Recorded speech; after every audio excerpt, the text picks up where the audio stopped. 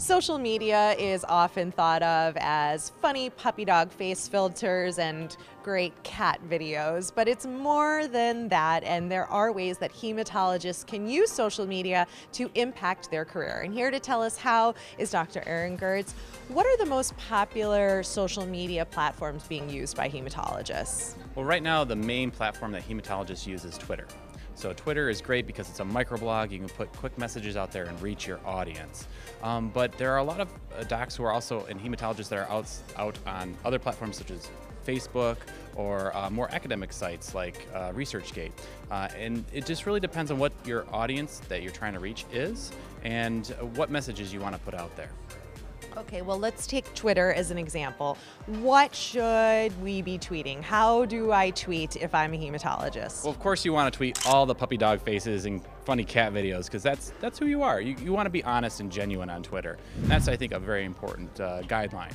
But whatever interests you, again, there are a number of different audiences out on social media. There are patient advocacy groups, there are patients themselves, there are colleagues and collaborators from around the world, there are administrators and people in allied health fields. So it depends on who you want to message and what you want to message to them. And then you can kind of tailor what you're saying and what your feed looks like to your audience. Yes, so focus on who your audience is, identify that, and then once you do that, how can you use Twitter to impact your career or improve it or get information out to people who need? So when I joined Twitter, it was simply just to get kind of in the field, if you will, and see what other folks in the field were tweeting about and what papers they were talking about and what research they were talking about.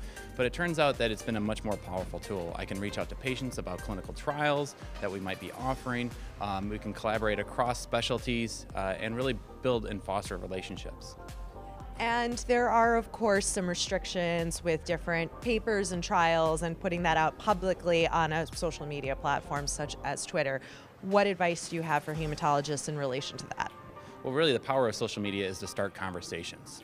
And you don't have to be face-to-face to do that. So you can put out a paper or link to a different research study and say, hey, this is why this might be important, this is what I think about it, but it is a public forum. So you got to be careful. You don't want to tweet something that could come back and haunt you. You want something out there that will be attributed to you forever and be okay with that. All right, thanks so much. And another great way to connect, of course, is here at the annual meeting by posting and tweeting photos and updates. Just use the hashtag ASH18 and you can connect with colleagues and collaborators there as well.